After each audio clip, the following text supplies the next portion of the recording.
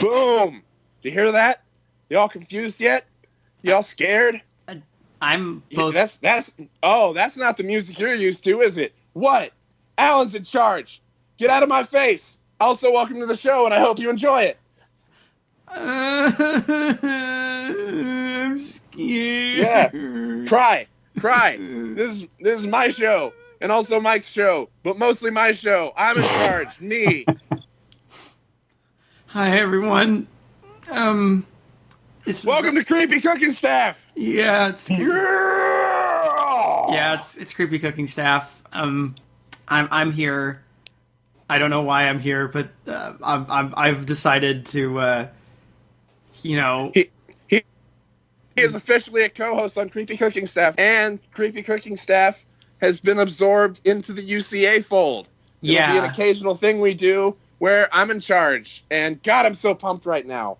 You know how pumped I am? How pumped are you, Alan? I'm pumped like... have you guys seen Dragon Ball Z Resurrection F? No. Okay, sure. Well, there's a song... Okay, let me explain. Basically, there's a song in that movie called F by Maximum the Hormone. Is that the band's real name? Yes, Maximum the Hormone. They're a Japanese metal band. They're fucking crazy. And I heard that song in the movie. They do a song about Frieza that is in the movie. Mm-hmm. And I heard that and assumed, Maximum the Hormone, because I had been aware of them previously. I was like, Maximum the Hormone did a Frieza song for this movie. Not the fucking case. It turns out that Maximum the Hormone, before that movie was even an idea, wrote a song about Frieza that fucked so hard that Akira Toriyama saw it live and was like, we're fucking bringing back Frieza. And I actually use that song for my alarm clock sometimes. Wow. Because it's such an amazing pump up. I can do that on the iPhone. But it's such fucking amazing. Hey, Future David, can you play just the part where they shout Frieza over and over again? Frieza! Holy shit! Wow. Okay, that was legit. I need a cigarette. Yeah. Oh man. Was that a religious experience I had just now? Almost. Yeah. Shit. So I didn't realize at first you were talking about an animated Dragon Ball movie. I was thinking of the equally awesome live-action one from 1991. And also, Future David, could you also play Six Underground? That song still slap. That song is still chill. You have to decide how you want to wake up in the morning. It's like, do you wake up to if you want to feel pumped, you listen to F Max F. Is it the song just F? Yeah, the song's just called F. Okay, so you want to feel pumped and ready to bite someone's ear off, you listen to F. You want to feel super chill and ready to face the day in a super calm way, you listen to Six Underground. And if you want to feel really, really chill, you put on the Hey Future David, could you really, really quickly put in the Moriocho radio opening here? Just because. There we go. Cool. Yeah, there's an obligatory JoJo reference in there. Okay. Cool. Now, Future David, play all three of those songs on top of each other. Oh, no, God, don't! I can't believe he did that! I don't know how he recognized in the past that he did it in the future, but shit. Sorry, you left out Clarissa Explains It All. That one. Oh, God. He must be feeling really generous right now. Yeah. Yeah. I think Future David is more confident about this than I am. Because, I don't know, right? Y'all came up to me like, hey, David, you want to be a co-host on Creepy Cooking Staff, which we are now putting into Undercooked Analysis. And I was like, well, I don't know. And then Alan put a gun to my head. And, he didn't even know I was in California. Yeah, it was crazy. And the fact that Mike came with him was the craziest part. But for some reason, Mike didn't have a gun. He just pulled out a plushie of Isabel and put it on top of Alan's gun. And that made it, by the way, worse. We were not going to cut off your ear. I was just playing that "Stuck in the Middle with You" song because it's a good song. Oh, okay. It is a good song. Isabel really wanted to cut your ear off, though. I had to talk her down a little bit. She's been drinking a lot lately. Oh, yeah. Well, I understand. I mean, she's not under the gun. She's on top of the gun, but she's also having to deal with the fact that Doom is coming out the same day as Animal Crossing. So, well, she's happy with that. The problem is that she's got so many things on her plate, and it's stressing her out. You know, she's got a Smash Brothers obligation now on top of everything else. Isn't that how she vents her frustrations, though? You would think she just goes and beats the shit out of Link or Kirby or hell any of the like 5,000 Fire Emblem characters that are in the game. Yeah.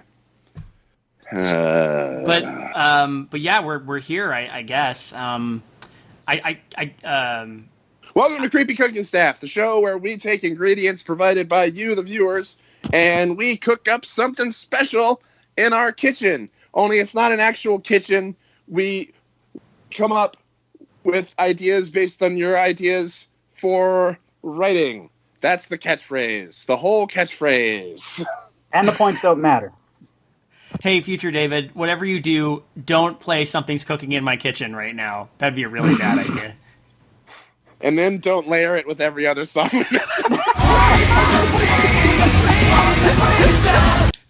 Oh my god. I think my ears are bleeding.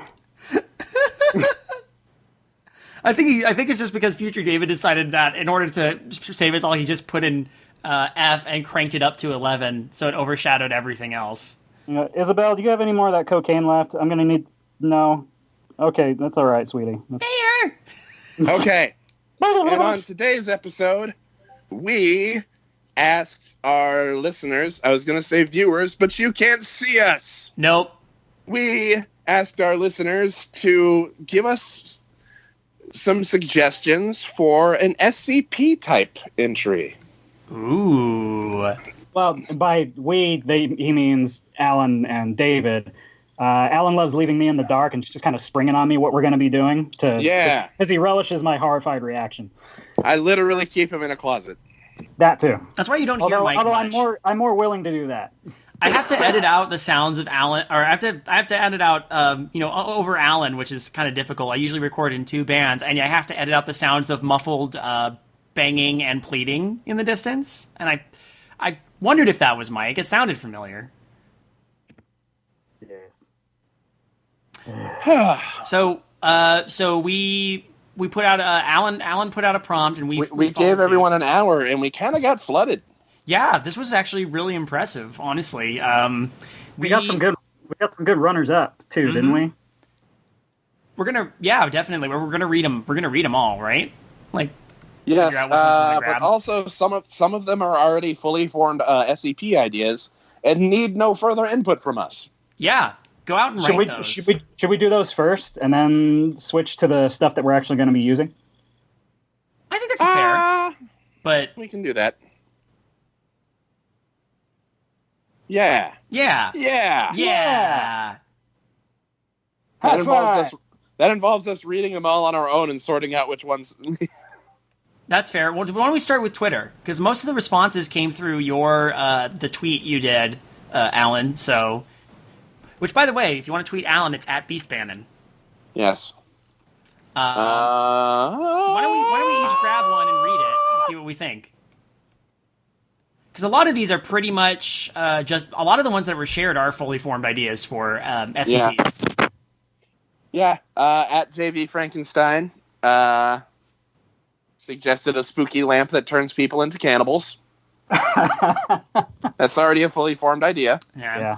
Fikix Red Wolf said a jockstrap that gives you abilities based on what you have eaten. It's like a cross between just a jockstrap and that story ability that we've done live a couple times. So I just ate a salad, so what would that do to me?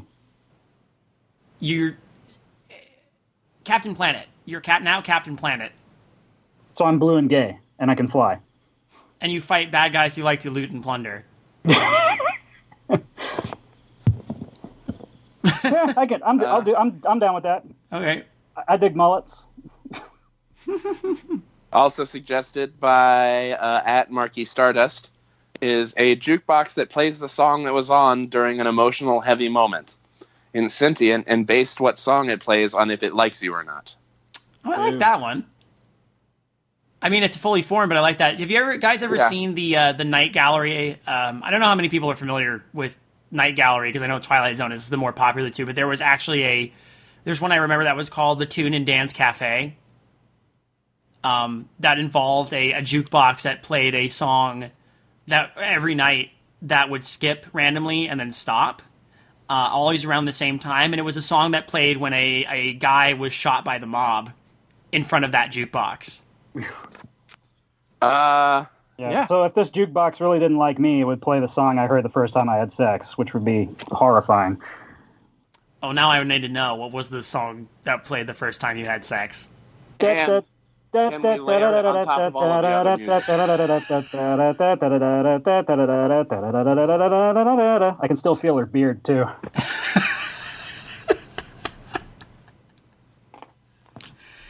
That was a good. I'm sorry. So we have another completely fully formed idea from Troy ROT at Troy_ROTK. It's so fully formed. It's 4 tweets. Yeah.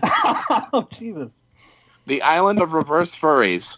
The Foundation has a site where a bunch of hyper-intelligent animals dress up and roleplay as humans all day. The Foundation wants to get their input on critical issues because they're absolute geniuses, but all they want to do is eat human junk food and recreate their favorite scenes from The Office. Researchers have to trick them into solving their problems by presenting it as human office work. Just a few more random ideas. 1, this is the worst job you could possibly get as a researcher. This is where they send researchers instead of just secretly killing them. Another idea, the horse is a brilliant mathematician. The alligator likes to shitpost. Another idea, do. Exactly as much poop as you'd expect. And the last bullet point, whenever they watch human TV, they laugh at all the wrong parts and get excited by people doing mundane human things. That is great. Yeah, but also completely fully formed without any input by us. Yeah. But also, if I like to add, amazing. It's the best SCP I've ever read or heard of already. This is a great idea. Is the whole horse a mathematician thing based on that story about the guy who apparently trained his horse to count? Maybe. Could be. Which ended up being a hoax, but this is a classic thing where the horse could spell. I think that was the other thing too. That was the idea. The horse could count and could spell. So this reminded me of a bit in the novel The Year of the Angry Rabbit. I don't know if I ever mentioned that's one of my favorite novels to you guys before. Do you know the monster movie Night of the Lepus about the giant flesh-eating rabbits? Mm-hmm. Yes. Yeah, so that movie was very, very, very, very loosely based on that novel. And it's a really hard to find novel, but the premise of the novel is that Australia finds a way to basically become the ultimate world superpower and forces everyone into world peace. And one of the things that the Prime Minister does to enforce world peace is he has all of the world's nuclear engineers gathered up and exiled to this tiny little island that they can never leave. And they end up just getting bored and experimenting and building stuff, and they end up building a bomb and blowing the island up. It's a great book. And somewhere at some point there are giant killer plague carrier rabbits too that keep popping up. That's fun. Yeah, it's a lot of really funny stuff, but the main source of the humor is how the Prime Minister brings about world peace and enforces it for like 3 years. It's a brilliant book. Anyway, tangent done. That's a good tangent. That pretty much covers what we got on Twitter. So, Troy did leave a second one that was not connected to the other ones. That was a group of interests that's not actively trying to destroy the Foundation, but they're a threat to the Foundation because of their resources and sheer baffling incompetence. So, if Dunder Mifflin was a group of interest, speaking of The Office, well, I mean, couldn't they just send those guys to the island of the reverse furries and keep them busy so they stay out of trouble? I guess. I mean, they would probably be like, "Oh, teach us your ways, oh incompetent ones." You that impression started very Irish initially. I don't know why. Oh well, I wasn't trying to. Oh, but- Jesus! Oh, Jesus, Ray! Hi. Oh, the alligator shit posted again. Hey, Future David, could you play the cacophony of noise over the accent humor? Oh no! Oh, we should bring Frieza back.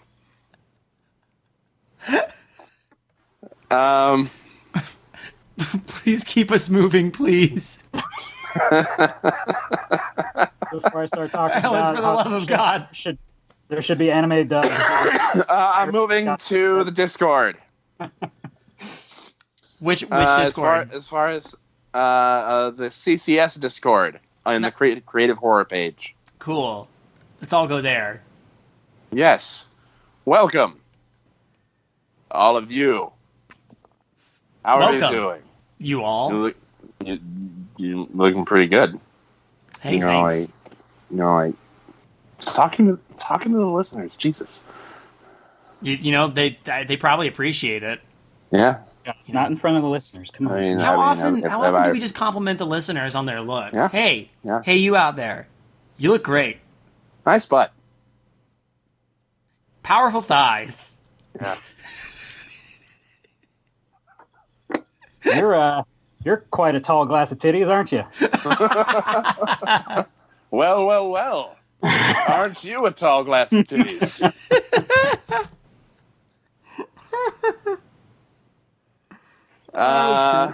Okay.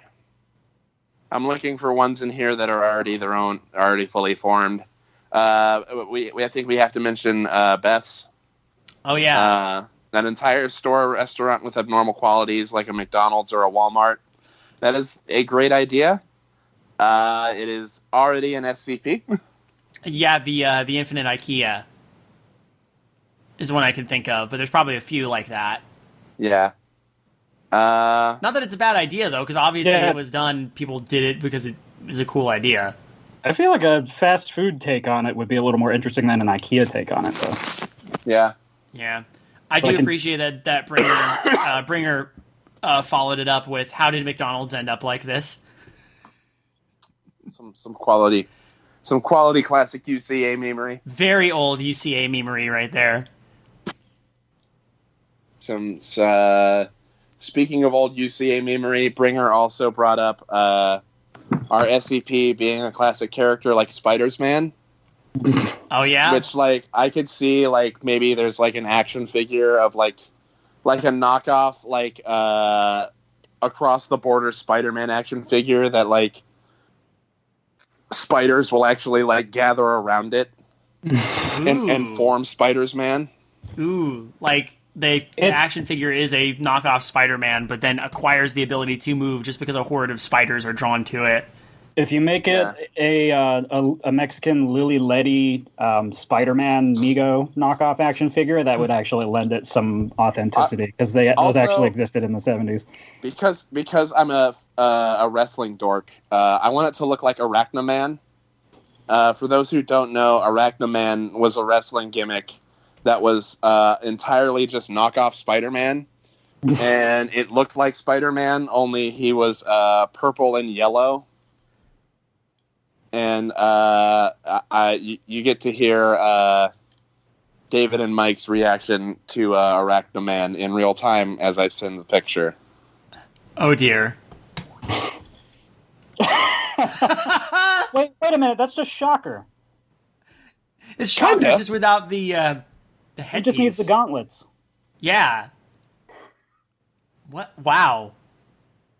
Okay. And actually, it's actually cooler than I was expecting. I'll be honest. In I think the Ultimate Spider-Man video game, there's a billboard for Arachnoman, and it uses the purple and yellow color scheme. Oh dang! Nice. Arachnoman didn't last long as an actual wrestler. Aw. Probably for fear of lawsuits.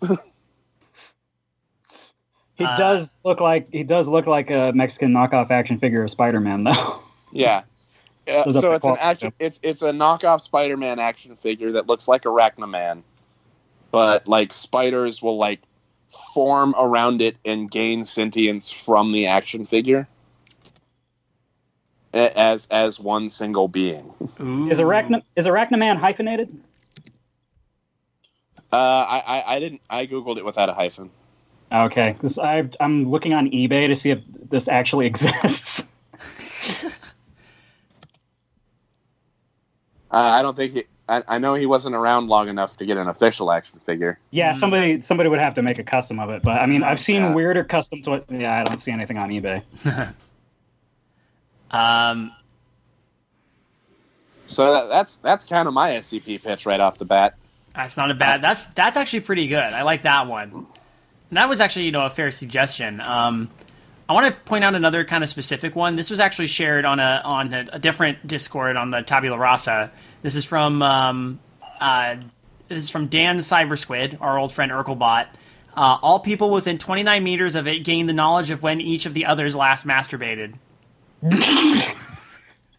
Cool. Again, eerily specific, but totally could be an SCP. I don't know. I mean, I guess this equality could be applied to an object. Yeah, I mean, I think it would be a fun one to play with. Mm-hmm. Evil Teddy Bear also adds Power Rangers slash Tokusatsu themed.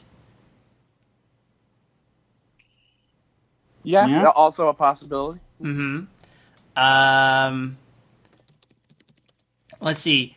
Can be used reliably as a fax machine under certain circumstances, of course, is another one from Urkel. I like this one. Rika sends one that exists in TikTok. Huh.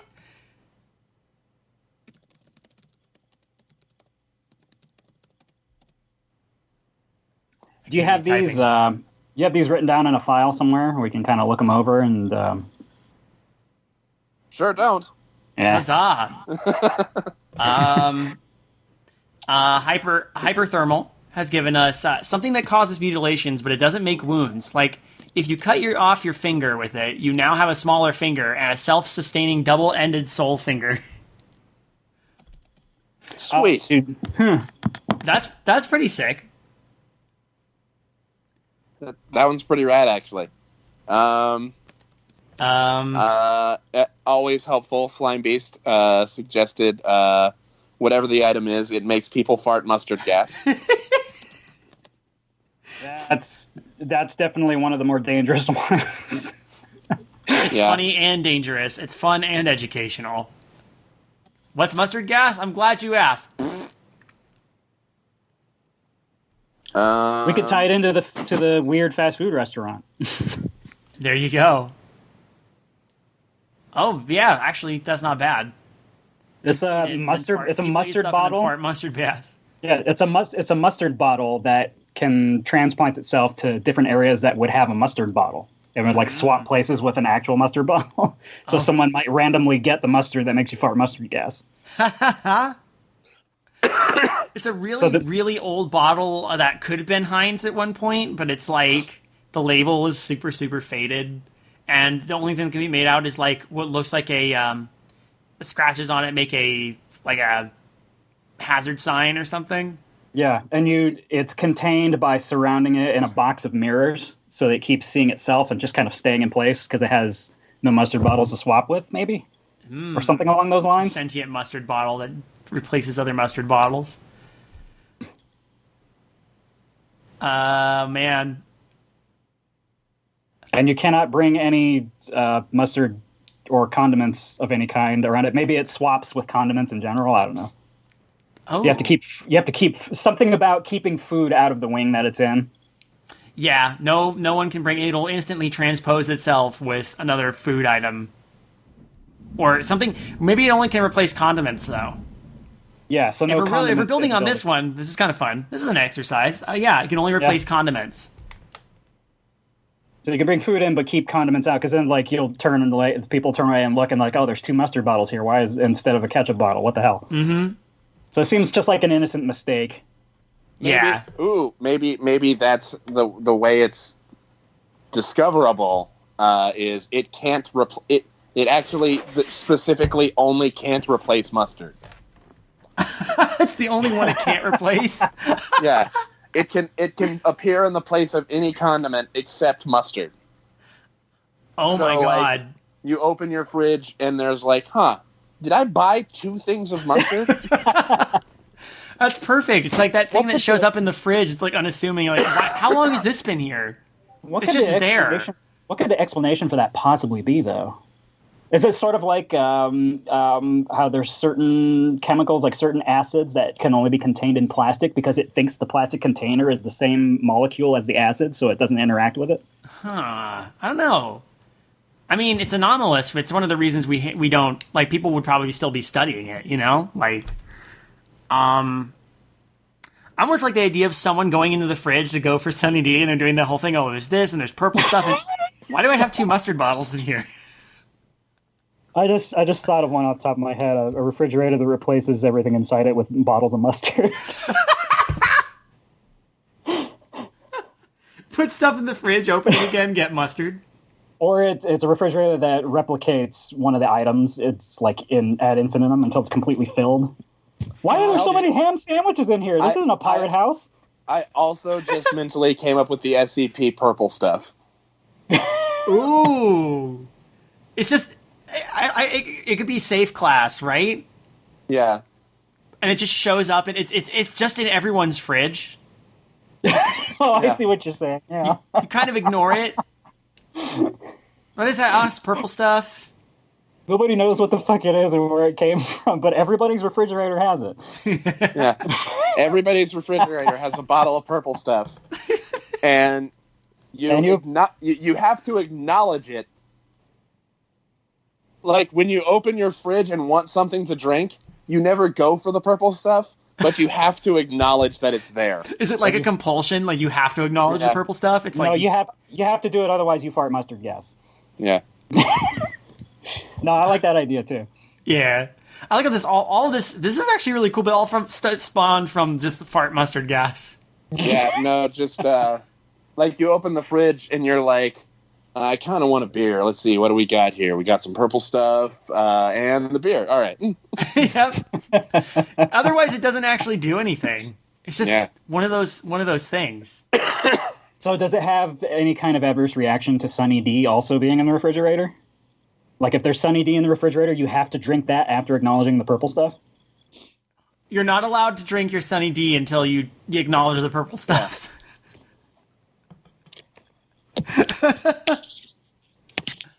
Oh, man. It is literally impossible for you to ingest Sunny Delight. So maybe it's not a compulsion. Like, you buy Sunny Delight, and all of a sudden there is also some purple stuff in your fridge. Oh, okay. This purple stuff is a byproduct of putting Sunny D in your fridge. So it just generates. So now the SCP is Sunny D. There's a bottle of SCP. There's a bottle. There are bottles of Sunny Delight that you cannot ingest until you acknowledge the purple stuff that also appears in your refrigerator. It spawned from one anomalous batch of Sunny D that they brewed and shipped, so it's finite. Yeah.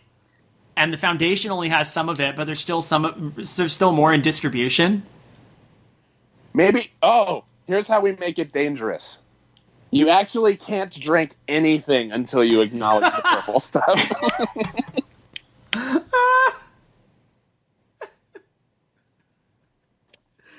You're out in the desert.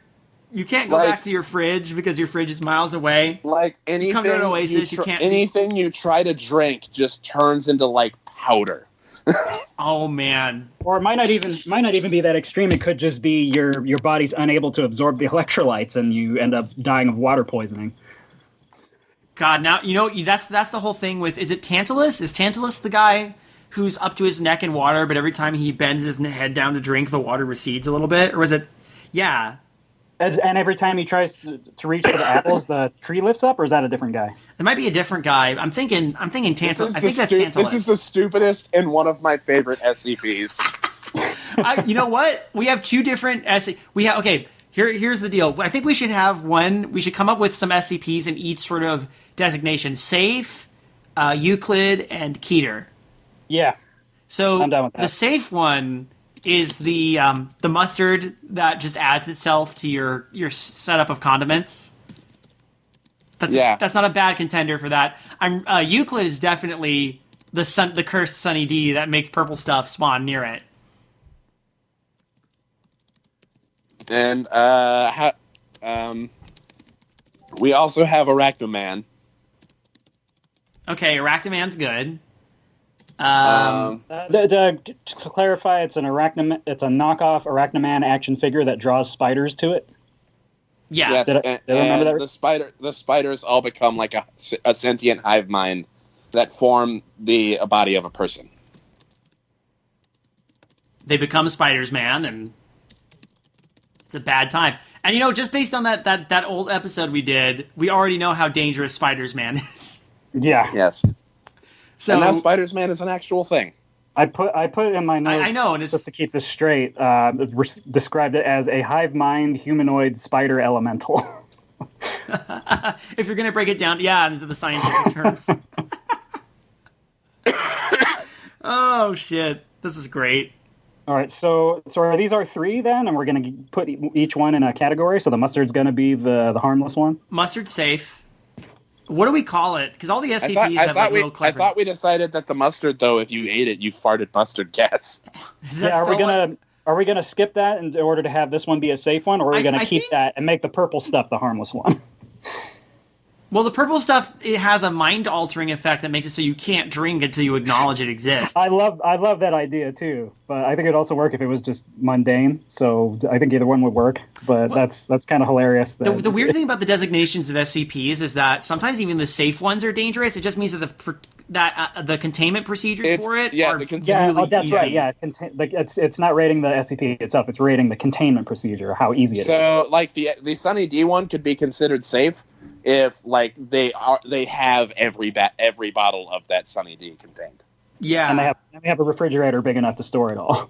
Yeah. There's one large room somewhere in the Foundation that is like a refrigerated room, and they just keep all the Sunny D. And anytime anybody goes in there to research it, there's like one shelf that has all the Sunny D, and then the other shelf is just like on the left. Picture it like a corridor. The entire right is Sunny D. The entire left is purple stuff. Yeah, I like it. Yeah. It's basically the size of a meat locker, and it's just rows and rows of the shit. Yeah, dude. Lined up like soldiers.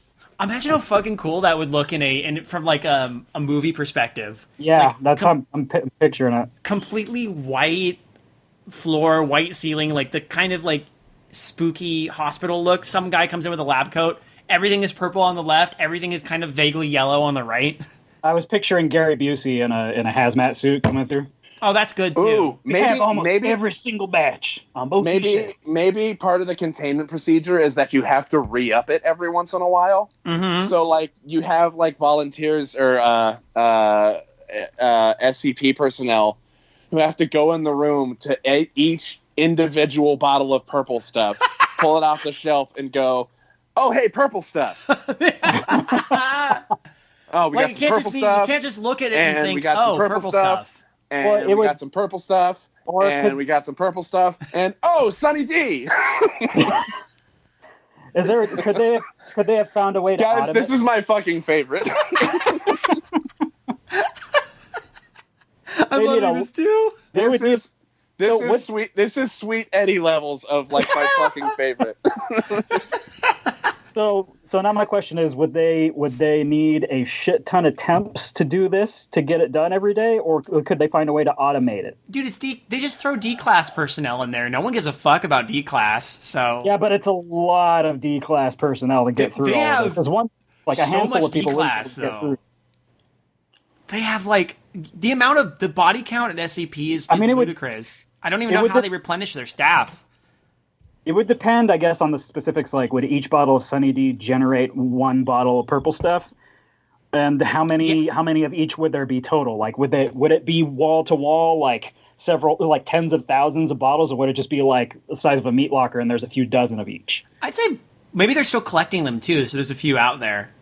Yeah. So like There's room for more, but Because this will really make the difference between whether it's safe or really difficult to contain. Because in order to contain it completely, you would have to acknowledge each and every one of those on a regular basis. And if there's a shit ton of them, you wouldn't have nearly enough staff to do it in a reasonable amount of time. Alan, are you thinking that you have to, once you walk in, you have to acknowledge every purple stuff once you see it, or is it just like there's one Sunny D purple stuff combination that sort of latches onto you, and then you have to acknowledge that in order to drink to dismiss the effect? My idea just now is that like you have there's a certain amount of time where like you have to re-up and acknowledge the purple stuff. I know what that time is actually. Or the Sunny D is like redistributes itself around the world. Oh shit!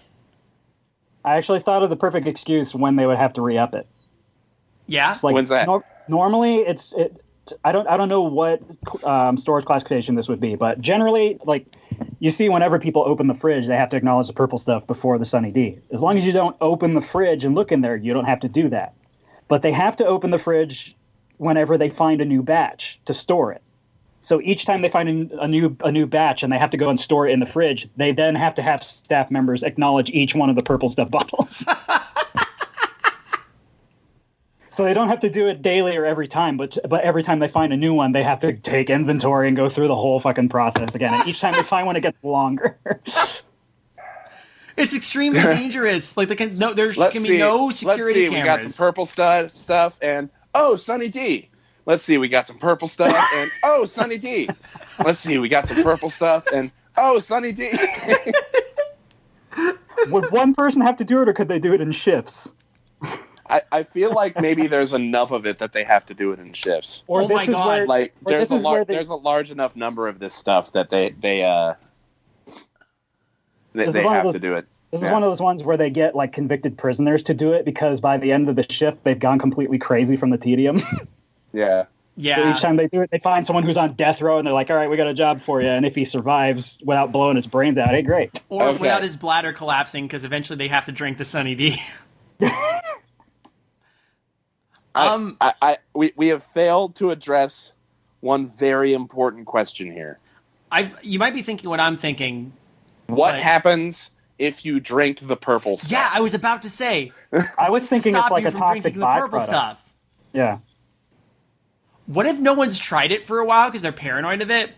But what if by drinking one thing of purple stuff, it's like maybe someone would have tried it at some point. Does it or does it never even enter your mind as a possibility? Because Sunny D is always the alternative. Like if you think about the commercials, no one ever drinks the purple stuff. No. Dave Chappelle wanted to drink the purple stuff. They just acknowledge it, and then, Sunny D. But it's never a full jug of purple stuff, so somebody's drinking it. But what if it always manifests as a half jug of purple stuff? It could. Yeah. It could be. It's never a full jug of the purple stuff. Yeah, one thing to realize is this is so good. I know. Not only is this a great idea, it's product placement. Oh my God. It could potentially be officially endorsed by Sunny D. And the SCP Foundation. Corporate endorsed SCP episode. Yeah. Oh my God. So wait. Well, maybe not. I'm sure there's others that had actual real world products involved. I still want to address the thing about the purple stuff because there's bound to be a fascinating experiment log with this, that'll be one of the entries that are actually fleshing it out. Attempt to drink, like they have different experiment logs where they attempted to drink the purple stuff. Like there'd be experiment logs where they tell one of the prisoners to drink the purple stuff, and the prisoners are just like, "But there's Sunny D." They could isolate someone in a room with just the purple stuff and separate the Sunny D from it. What would happen? Would it be the Sunny D that gets mad and kills them, or something along those lines? What if it's so mind altering that it doesn't even enter the mind of the scientists? Like, what if someone briefly has the idea okay, we need to give someone the purple stuff, and every other scientist is like, Why would we do that? There's Sunny D. That should be in there. Like, it's written down, but no one acknowledges it. Like, one person's like, hey, maybe we should try drinking the purple stuff. Like, why would we do that if there's Sunny D? That could be the only time it's brought up, is in it just happened to be recorded in an audio log, but it's not mentioned anywhere else. That's great, because then you could have other people explore it further if you wanted to, and like actually be like, slowly over time, there's a gradual, like, people have never seen it before and don't have the mind altering thing, just hear about it, go, just mention offhandedly, so wait, what about the purple stuff? Has anyone ever tried the purple stuff? Why would we? There's Sunny D. Just, oh, this is so good, you guys. What if it has kind of a cult mentality on people, or like if somebody's able to be curious enough to want to try the purple stuff, everyone else turns on them. Ooh. And then it turns like Lord of the Flies. Oh man. What if it's more subtle than that? Like, it's not even that, it's just like there's an apathy. Like a low-key, you don't even think about it, apathy about the purple stuff. I don't know. The tough thing about that, like I said, is that it couldn't be mentioned anywhere in the log if that was the case, so there'd be no way to really spell it out. Well, I mean, it's like you have to, it's acknowledging the purple stuff before you get to the Sunny D, but like, you have to have witnessed it to do it. So what if there's a researcher who's involved in this that then is like, hey, what about just brings it up because they're not influenced by it. You have to have looked in and seen the Sunny D and the purple stuff for it to take effect, right? There you go. Yeah. Yeah. Like, if you've just heard about it, it doesn't affect you. Once you see it, once you've, like, opened the fridge or you've gone into the vault and you've seen the Sunny D, boom, it's instantaneous. The effect triggers. You can't consume any other liquid until you've had the Sunny D. You have to, until you've acknowledged the purple stuff. You don't even have to drink the Sunny D. Yeah. You just have to acknowledge the purple stuff and the fact that Sunny D is also present. You know how the SCPs have mock titles? Yeah. What if this one is just titled, SCP number XXXX, acknowledge the purple stuff? I love it. That's the title of the SCP. I love this. This is, holy shit. Oh, this is good. Okay. Or would the title itself not even acknowledge the purple stuff? Like the gag it would be like an unofficial title. Oh, okay. Yeah. Yeah, there's never like really like proper official titles in yeah, I know. I was just thinking taking it to the next level, and like even the people who upload it don't acknowledge the purple stuff. You could alter it. It's either the title is either acknowledge the purple stuff or just, oh hey, Sunny D.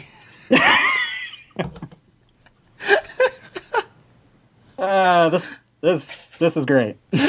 I'm A+. I'm satisfied with this. This is a great way to kick things back off now that Creepy Cooking Staff is a regular segment of UCA. Yeah. Wow. God, this was so good. This was so good. I don't even want to like necessarily explore any other ones because nothing's going to top this one. The mustard idea is I'm still kind of fond of the mustard idea, but that can be put on the back burner. This is leagues beyond Arachnoman and mustard idea. But I feel like as good as those were. I think those first two were pretty straightforward anyway. Yeah. Because we talked about them enough to kind of really flesh out the idea, and there's probably some easy ways to contain them. Although I am curious how they would contain the Arachnoman figure to keep it from drawing spiders to its location. I mean, spiders do get in everywhere, pretty much. Yeah. You literally have to like bury it in a lead-lined box or something. I don't know. You have to like put the figure in a cement block or something ridiculous like that. And if you open the box, the second it even cracks open, you just get flooded and eaten by spiders. It's like you open it's a siren song to spiders. Spiders everywhere spiders within a certain radius will gradually start approaching this figure. And they'll try to get there by any means necessary. Okay, well now we're already starting on another one again, so... Yeah. That really was the main thing I was curious about that one, was how would they contain that one?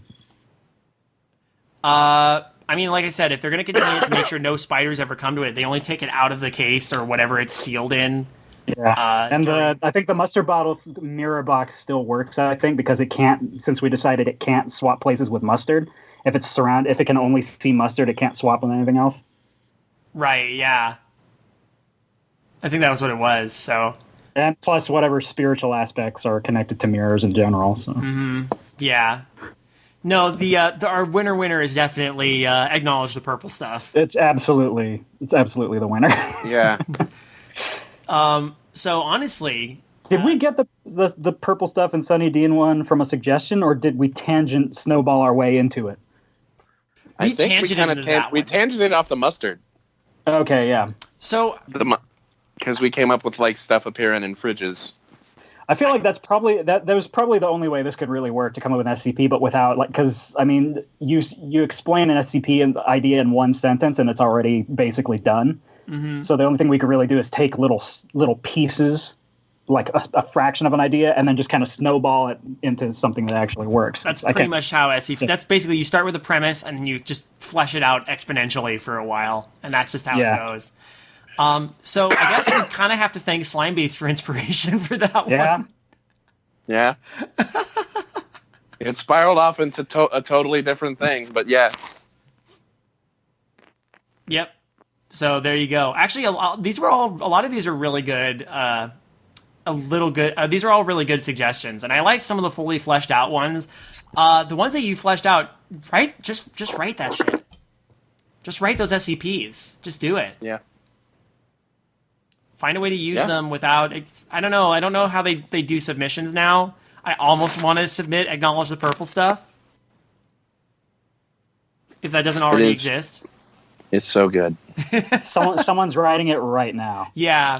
Hey, if someone out there wants to write acknowledge the purple stuff as an SCP, just find a way to give us a little nod in there. Maybe name some scientists or some D-class people after us, or put little hints of us in there, some little references to Creepy Cooking Staff, UCA. That's all. That's all we ask for. Just make it apparent that we're kind of the source of the inspiration, but then go crazy.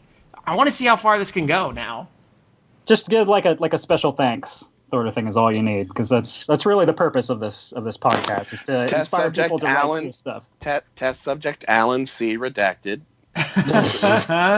Subnotes who has a giant wiener. Who has a giant W redacted. Yeah. Is best friends with S redacted. M redacted and I redacted from A redacted, C redacted.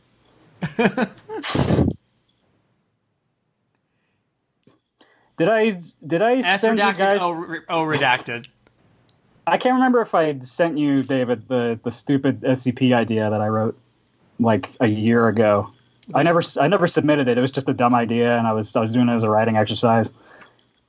It was a statue of the Virgin Mary, and the trope of the Virgin Mary statues is they'll cry bloody tears sometimes. Yeah. As like a weird stigma. This one projectile vomits like a fire hose. Good. I wrote it out in detail, like how it works and like different cases of people that affected it. I don't remember where I put it though. That's good. I wrote an SCP once that ended up being turned into a storage entry for when me and Slimebeast were working on the Faceless Corporation, and I've written a few pseudo SCPs that ended up just being random items that the Faceless Corporation have put in the storage. I think my favorite, one of my favorites I wrote was this one called Targeted Advertising, which was the idea that there were drones that would they could fly around, and when they targeted people, they could use an electrical pulse to like flash bake ads into your head in like a split second. You didn't have to have seen the ad. It just makes it so you remember the ad as if you've seen it. I know exactly. I was targeted by one then. I know exactly what ad they hit me with. You remember those old blow pop? I mean, you're probably not old enough to remember the old blow pop ads from the 80s. Oh, you mean that's a blow pop? Yeah. Remember that little opening bit when the commercial first comes on? The drum that goes boom, boom, boom, and then the kids pop the sucker out of the mouth and goes. So I had that stuck in my head since I was like 4. Boom, boom, boom. And sometimes I'll just randomly do it when I'm in the middle of working. Oh, that's interesting. Is Power that's of the, that one, the part that sticks with me is the part at the end where it's like, safe from charms. Yeah. What? Yeah, that didn't stick with me. I remember it, but for some reason, what stuck with me was the. This episode of Creepy Cooking Staff brought to you by Sunny Delight and Blow Pop. Yeah. Not the purple stuff. Not the purple stuff. Hey, Sunny D. So I found it. It's like half a page long. Oh, for the Virgin Mary one? Yeah, it's called Vomiting Mary. It was item number 3342, object class safe, special containment procedures. I'll just call it Vomiting Mary. Is to be stored in a sealed box at least 1 by 1 by 3 meters in size. The box should be stored in a well-ventilated room with running water and a drainage system, or relocated to one prior to its removal for testing. Foundation personnel must undergo a mental relaxation procedure 3342 before removing the SCP from its box or interacting with it during testing, and must be accompanied by at least one other personnel with a hose, mop, and cleaning chemicals. Personnel from Catholic households are forbidden to come into contact with it altogether.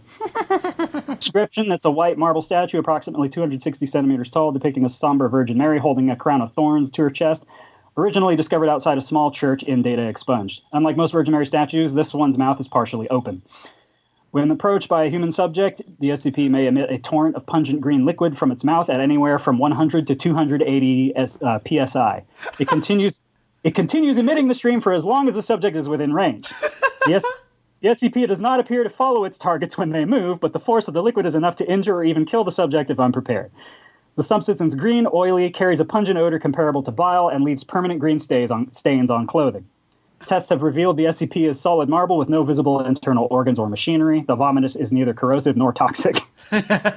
Over 300 volunteers of different age, gender, and background participated in interactive experiments with the SCP. Out of those subjects, 182 were assaulted, most seemingly at random. 11 of the 182 were assaulted while attempting to pray at the foot of the SCP. 12 were assaulted upon making eye contact with the SCP. 58 subjects, including 10 of the 11 mentioned above, were devout Catholics or raised in Catholic homes. These subjects were assaulted with streams nearly reaching 300 psi, resulting in the deaths of 3. Post-experiment polls show 83% of assaulted subjects had been thinking of religious subjects or subjects that constituted one or more of the 7 deadly sins, or were otherwise under great stress at the time of their interaction with the SCP. All assaulted subjects reported hearing a distant choir shortly before the assault. That's my favorite. I love that. When contained or when approached by subjects or personnel who have undergone mental relaxation procedure 3342, the SCP-3342 does not emit vomitus. Addendum 33421. Further testing has revealed that SCP-3342 will fire upon any non-human subject larger than a hummingbird. Oh my god. How long ago did you write this? I'll have to check the date on that. Because I'm curious if they've actually gotten up to that number now. They probably would have by now. Oh, this was from 2018, so it was 2 years ago. Okay, that would have been, what? I thought. Series 4? 3-3, it was which one? 3-3? Yeah, it's 3-3 something or other. So that would be Series 4, right? Because it's the 300s, and they start with the zeros. So there is a 3342. It's the Blackfoot potato transplants. Okay, yeah. So it's probably been replaced at least a year ago. But, I mean, all I'd have to do is change the number if I wanted to submit it. Yeah, honestly, that's all you have to do. Gosh, some of these are weird. There's so much fun material I want to look through here someday. But for right now, I think, having established our clear winner, I think we can wrap up now. I think that's pretty fair. I think I'm going to thank my co-hosts. Give them the floor to. You have anything you want to plug or? I feel like the things that our listeners would like most that I do would be the Bishop and Holiday stuff. I collaborated with David King here on a 2-part radio play called Shadows Out of Crime, set in the Bishop and Holiday universe. And there's also 2 novels. One is Infernal Affairs, A Divine Comedy of Errors, and the other is The Amityville Nuisance. And it's essentially magical realism, modern wizard and his afterlife attorney going into ridiculous occult adventures. I would actually, I've said before, and I'll say it again, I would like to do more Bishop and Holiday stuff in the future. That would be fun. Midnight Marinara. It's a lot more fun when I was collaborating with you on these projects, because sometimes I have a fun premise to play with and I'm not really sure where to go with it, and you're really good at filling in the gaps and saying, well, we could take it this direction. And then essentially when we did that radio play, we played tennis with it, like Pratchett and Gaiman when they were writing Good Omens. Mm-hmm. So like you would write a section, send it to me, I'd write the next section, send it back to you, and eventually we'd finish it. Yeah, it turned out really good, and I'm still really proud of those 2 episodes. I think they're a lot of fun to listen to, and they were sort of a backdoor pilot for a potential serial that I'd like to do. And speaking of which, I am still figuring out the nuances of wanting to get either that, and actually at some point I'd like to do both, Dead Baggers off the ground. So yeah. So, can you remind us what Dead Baggers is? So, Dead Baggers is a mockumentary about set in a universe where the zombie apocalypse happened, it ended, and now no one gives a shit about zombies anymore. They're just normal, mundane nuisance things. And a journalist who wants to do a real deep dive kind of thing has decided to do a micro dirty jobs kind of deal, but as a podcast examining the tough lives of zombie hunters, aka Dead Baggers. The premise makes me chuckle every time I hear it. It's such a good premise, and that was a collaboration between me and Slime Beast. It's basically my adaptation of his short story. It's Always a Zombie, letting me kind of play in the universe that he set up already. So It's Always a Zombie was the first sort of episode that dealt with that, but with reframed as a expose podcast done by a journalistic expose done by a recent college graduate. And it's supposed to be intentionally like low budget and feel like I have a student quality to it. And there was supposed to sort of a backdoor pilot for a series that I'd like to do, as was the 2-parter with Bishop and Holiday, just to kind of see what people thought of those 2 ideas. So, hey, if you liked either or both of those, please let me know, and so I can feel more motivation to keep working on those projects. I mean, talking to you guys definitely helps, and all I'd like to plug is, honestly, just check out the other podcasts on the Creative Horror Network. Obviously, Creepy Cooking Staff has now been grotesquely folded into this one, like the Blob. But there's The Witching Hour, there's Trick or Track, there's Midnight Marinara, there's Darkly Lit, and eventually maybe a couple more podcasts beyond that. I don't want to say too much about them now, but we have been plotting a couple other podcast ideas that we're going to hopefully get going this year, if all goes well. Yes, Creepy Cooking Staff is now UAC VOR. Yep. I know you're a Doom fan, so I'm a little tickled you accidentally said UAC just there. I did say UAC. God damn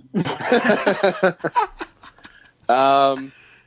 My plug is I know it hasn't happened recently, but I do intend to start streaming on Twitch a little more. Hell yeah. And you can follow me on Twitch. My username is Freddie O'Neill. No spaces, FREDDYONEAL. And that's about it for Creepy Cooking Staff. Thank you very much. I hope you enjoyed what we served you. And hey, Future David, play that fucking crazy noise again. What? Again? What? Cut. Good evening, intrepid listeners. This is the Pasta Shade, the host of Midnight Marinara, and this podcast is part of CreativeHorror.com, a network of podcasts and creators working together to build a constructive community of horror fans. For more content like this, visit us at CreativeHorror.com.